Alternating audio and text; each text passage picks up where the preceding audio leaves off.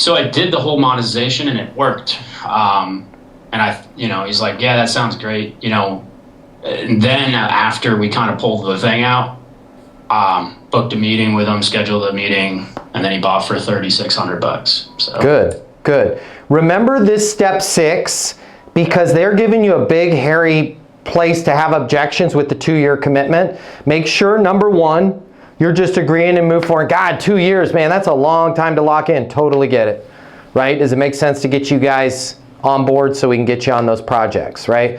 No, the 2-year commitment's a real problem for me. I totally understand. What are some of your thoughts?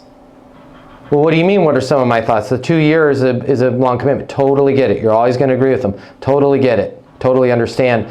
But what are some of your thoughts in terms of getting it so you can have access to these deals? Well, I mean, we really do need this, but I can't do a 2-year commitment, right? Now we're all the way, we've asked them for their thoughts. We're going to step 4, right? Cool, calm. I totally understand. Listen, I'm sure we'll figure this out, right? And we do have it structured on the 2-year commitments.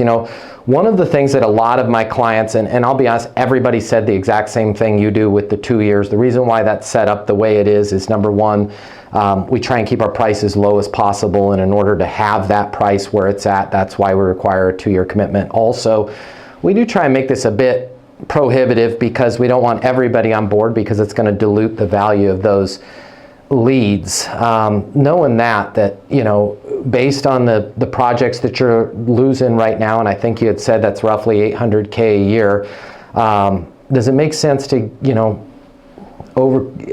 step past the 2-year commitment, get you guys on board so we can start getting you access to those deals? No, I just don't want to do a 2-year commitment. That's where you want to go into step 6. Listen, I just want to be clear on something, because you had said you're losing a lot of deals. I think you had told me 3 deals a month over the course of a year. That's 36 deals a year. You had told me your average deal size is $100K. Not the best at math, but that's 3.6 million, right? Is the fact that we got to get you on here for 2 years, is that stopping you from having access to these deals and potentially raising your top line revenue between 3 and 3.6 million on the conservative side? And then make them tell you that. I know you wish you didn't have to have the 2-year commitment, but it's not your business, right? That's what the powers that be said. So this is where you have to stay on. All of us in sales get way too caught up in the minutia. Our contracts are too long. Our rates are too high. It doesn't come in orange, right? Whatever it is. And we focus on that. What we need to do is go, hey, I'm not up there in the skybox. I'm on the field. I'm going to put my helmet on. If they call running plays, I'm going to run the rock. If they call passing plays, I'm going to pass it. But I'm not going to play coach here. I'm just going to follow my position.